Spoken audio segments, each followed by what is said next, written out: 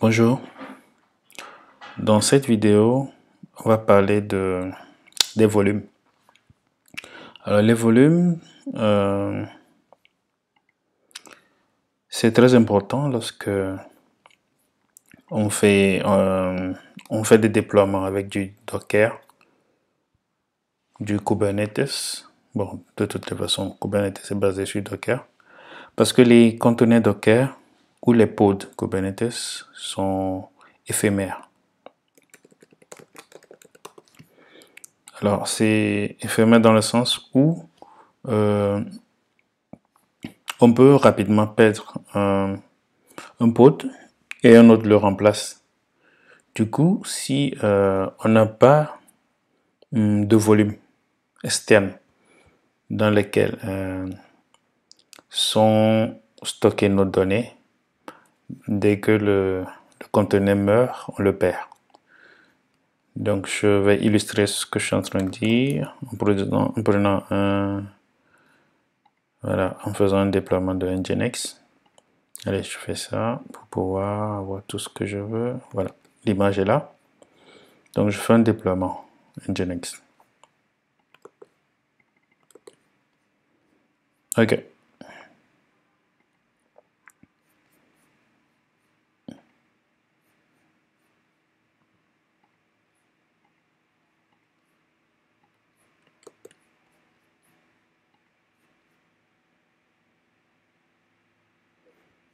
Voilà.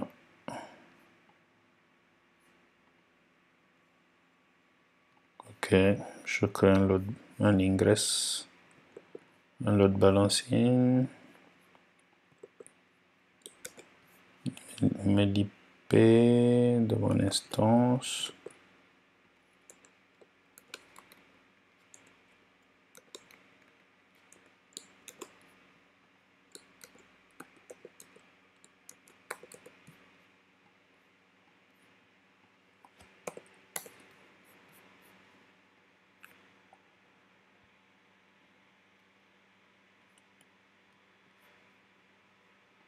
Voilà mon Nginx.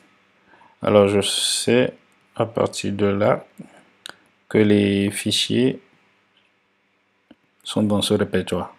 Ce que je vais faire, je vais aller dans le pod. Voilà, le pod, il contient voilà, il est la pod. Il y a un seul conteneur. Je vais aller dans ce conteneur. Voilà.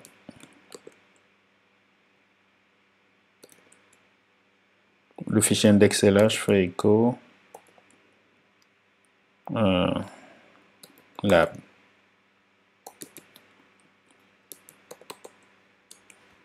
Voilà. Quand j'actualise, j'ai le lab. Alors, supposons que le conteneur meurt. Ça, je peux le simuler en le supprimant. Kubernetes va en recréer un automatiquement.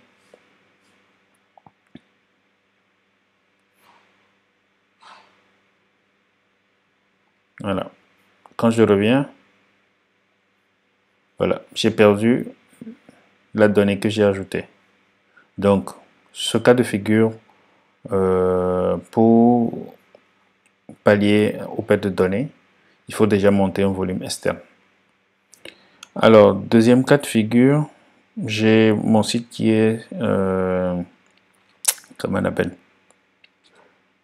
qui a beaucoup de trafic et je veux avoir deux instances de mon Nginx pour partager la charge. Alors là, ça marche bien. J'ai le partage de charge. Mais comment je fais pour que les deux instances partagent la même donnée? Dans ce cas aussi, c'est intéressant d'avoir un volume partagé, ce que les deux peuvent écrire et lire.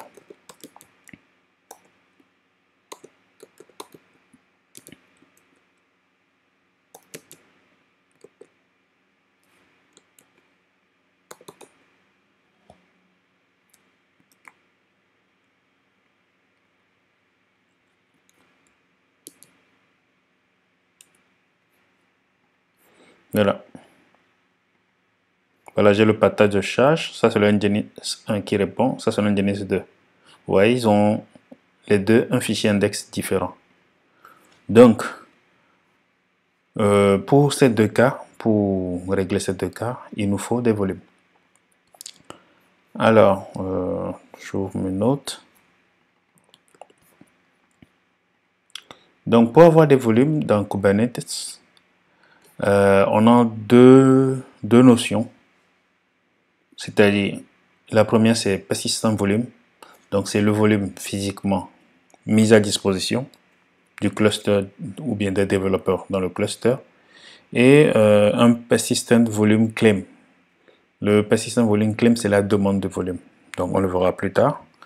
Pour mettre à disposition des volumes, il faut utiliser un plugin. C'est-à-dire, ici par exemple, voilà les plugins supportés par Kubernetes actuellement.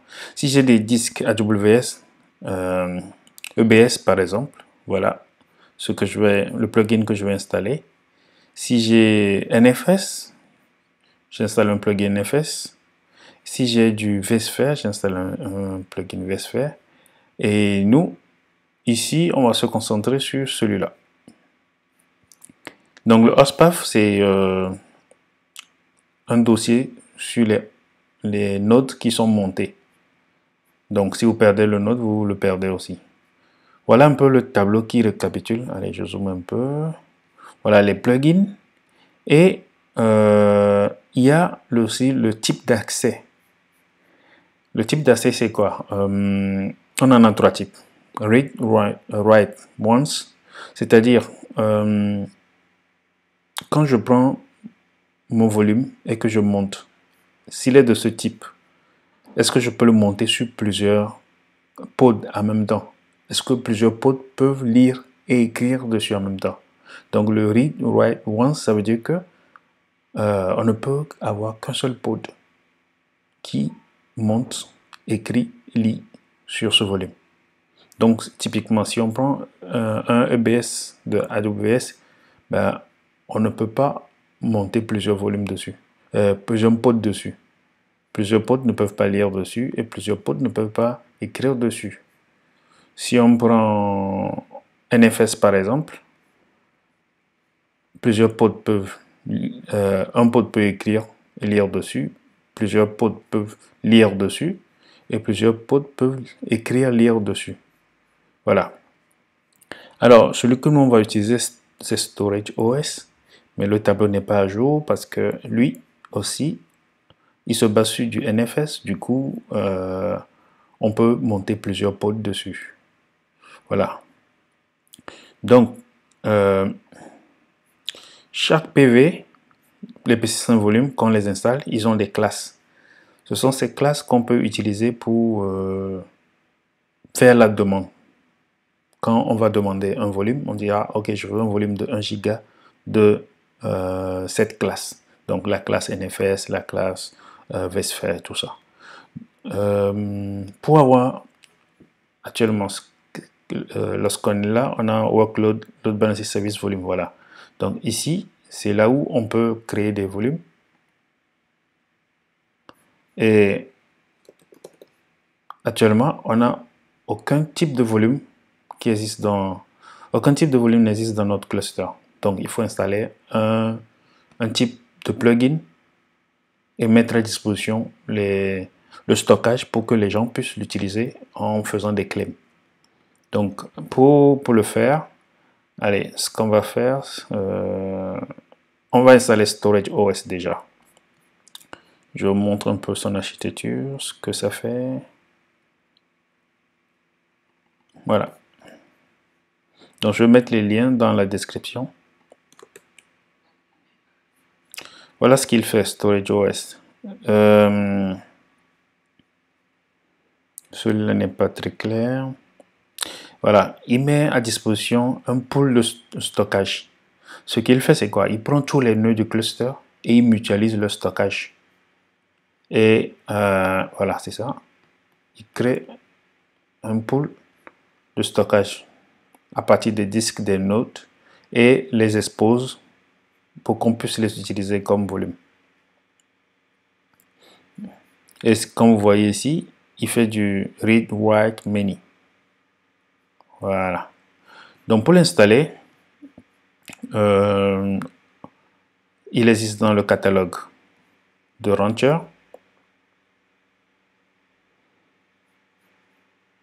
Je vais juste faire Launch, faire Storage. Voilà, il est là. Alors, je suis parti dans le namespace system parce que c'est mis ici dans les recommandations de mettre ça dans le projet système. Ok. Donc ici, je modifie pas grand chose. Bon, ici, je peux mettre un mot de passe. C'est pour voir les métriques d'utilisation. Et je fais launch. Quand je fais launch, il y a un opérateur. Un opérateur, c'est, disons, une logique qui permet d'installer, maintenir une application. Donc, il y a un opérateur Storage OS qui sait installer Storage OS, le configurer et tout. Donc là, il est en train de le déployer. Si je vais dans Workload, oui, je suis là. Voilà. Il est dans le scope système. Voilà l'opérateur qui est là, qui est en train d'installer le storage OS via un daemon set. Donc un daemon set typiquement, il permet de démarrer un pod sur chaque nœud du cluster. Donc si vous vous rappelez, ce qu'il fait, Storage OS, il prend tous les nœuds du cluster et il mutualise leur disque dans un pool. Donc c'est pour ça que c'est un daemon set. Et le pod, voilà, comme je l'ai dit une fois, un pod peut contenir plusieurs conteneurs. Voilà la preuve. Ce pod Storage OS a 1, 2, 3, 4 conteneurs. Voilà, donc tout est vert, donc c'est bon. Alors, par contre, avant que ça ne soit vert, j'avais rencontré un problème. Le problème, il est là. Alors, sur CentOS, ça passe sans souci. Mais quand le node est sous Ubuntu, apparemment, il y a des modules du kernel qui ne sont pas installés par défaut. Donc, il faut juste les installer. Donc, je vais mettre ça dans, comment on appelle, la documentation, la description de la vidéo. Si vous avez le même problème sous Ubuntu, vous pouvez l'utiliser. Donc, j'ai vu ça dans la documentation de Storage OS. Donc, voilà. On retourne là, dans volume. Ajouter volume. Voilà. On a une classe maintenant de storage. Ça s'appelle fast. Donc, je peux juste lui dire que je veux un volume de 1 giga. Et hop, le volume est créé. Donc, quand le statut est bound, c'est que c'est bon. Donc, je peux le supprimer. Et maintenant, je vais aller l'utiliser sur mon Nginx. Mon Nginx, il est là. Je vais éditer son déploiement. Et je vais dire cette fois-ci que je veux un volume. Comme j'ai une classe de volume maintenant, je peux faire un claim maintenant. Donc, le persistent volume claim, c'est je demande un volume. Et maintenant, derrière, il faut qu'un volume soit disponible, respecte les spécifications pour que ma demande soit satisfaite. Donc, d'habitude, ce sont les admins. Les développeurs demandent un volume. Les admins vont mettre à disposition ce volume pour que les devs l'utilisent. Mais vous pouvez configurer votre cluster pour que dès que quelqu'un fait un claim, une demande, que le volume se crée automatiquement. Ce sera le cas avec mon PV de type storage OS. Donc je l'appelle Nginx par exemple et je lui dis je veux 1 giga. Voilà, donc vous voyez ici j'ai le choix entre un seul pod qui peut écrire, lire dessus, un seul pod, plusieurs pods peuvent lire dessus, mais comme moi je veux avoir plusieurs pods Nginx, je vais prendre plutôt le read write mini. Voilà. Maintenant que je fais mon claim, il faut que je montre maintenant le volume. Donc le volume, cette fois-ci, je vais le monter dans ce répertoire, comme ça. Tout ce qui sera ici sera partagé par tous les Nginx HTML, voilà. Et du coup, j'aurai les mêmes données servies par tous les Nginx.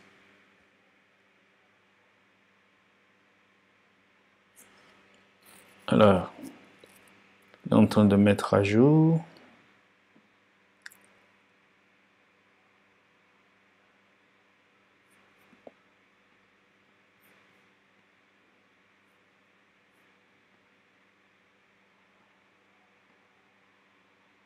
Ça, c'est le cache.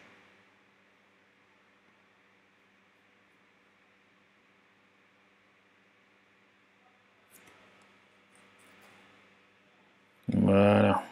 Donc, les nouveaux conteneurs sont OK, les anciens sont supprimés. Donc, normalement, je ne dois plus avoir Nginx 1. Ok, c'est pas encore terminé. Ah, apparemment, il n'a pas le droit de lire, d'écrire et de lire. Ça, c'est pas intéressant. On peut voir les logs ici. Mais il n'arrive pas à lire et écrire dans le volume partagé. Bon, c'est pas un problème.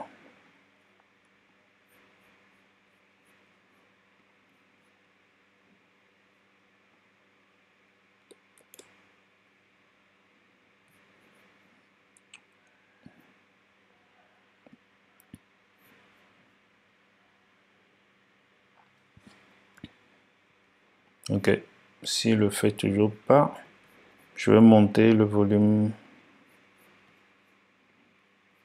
sur notre répertoire. On peut l'appeler test, par exemple. Comme ça, lui il pourra lire son répertoire de base.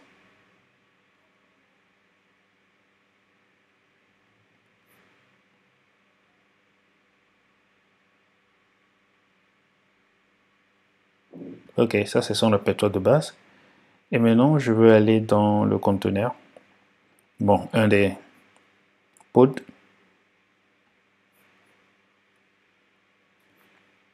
Voilà, mon paf, c'est toujours ça.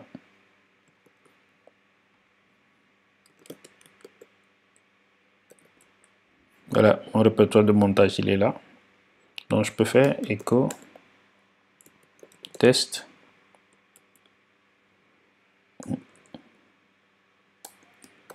Le volume, bon, je fais un H1, le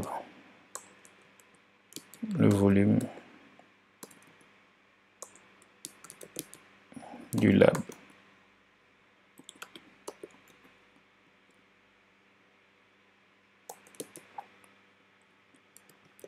Donc test index.html.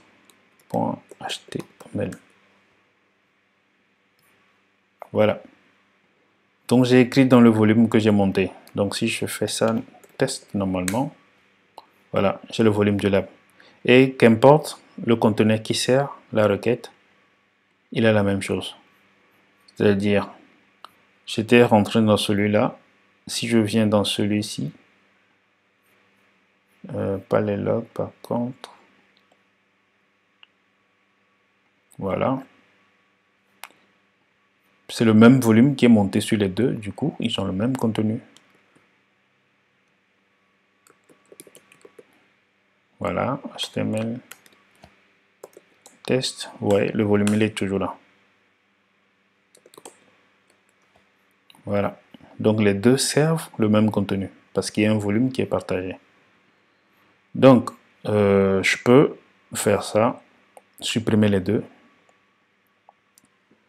Les nouveaux pods qui seront créés seront montés sur le même volume et je continuerai toujours à avoir ma donnée. Donc ça vous permet de garder vos données hors du conteneur pour ne pas les perdre. Voilà.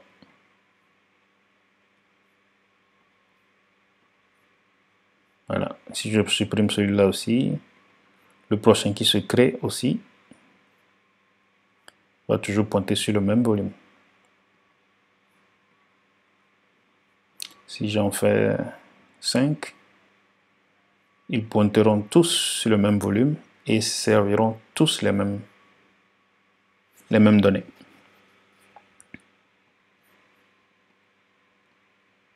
Voilà. Toujours la même donnée. Donc, on peut juste voir un peu, pour terminer, l'architecture qu'implémente le Storage OS. Voilà, j'ai mes instances de Nginx qui sont là. Il crée un serveur NFS intermédiaire qui expose maintenant les disques des nodes dans le pool qu'il a créé ici. Donc, il les mutualise. Donc, il les synchronise normalement sur tous les nœuds du cluster. Donc, ça fait que vous avez un persistent volume que vous pouvez utiliser. Donc, voilà qui met fin à cette vidéo. Pour récapituler, quand vous déployez vos applications, les données utilisateurs, par exemple si c'est un site, les images, les photos, les fichiers que les utilisateurs vont charger, essayez de monter le répertoire de destination dans un volume pour que quand vous perdez vos conteneurs, parce que ça va arriver souvent, les conteneurs, les pods sont éphémères. Quand d'autres se créent, que vous perdiez pas vos données et que qu'il n'y ait pas de souci, que vous puissiez aller dormir tranquille et que les pods meurent et reviennent sans problème.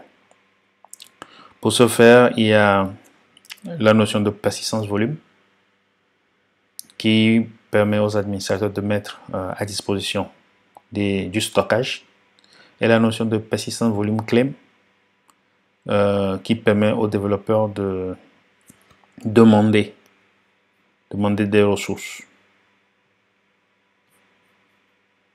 Voilà. Bon, je ne vais pas détailler la version XML dans cette vidéo. On pourra approfondir toutes ces notions avec des composants Kubernetes plus tard. Mais dans Rancher, de façon graphique, voilà la façon dont vous pouvez faire les choses. Et le type de volume utilisé ici, le plugin utilisé pour avoir le persistence volume s'appelle Storage OS et il est dans le catalogue de Rancher. Apparemment, ce sont des partenaires. Voilà. Donc, c'est la fin de cette vidéo. N'oubliez pas de souscrire à la chaîne pour avoir plus de vidéos. Être notifié quand il y en aura une nouvelle et avoir d'autres sujets. Et si vous avez des thèmes aussi que vous vouliez que je développe, vous pouvez le poster en commentaire. Merci.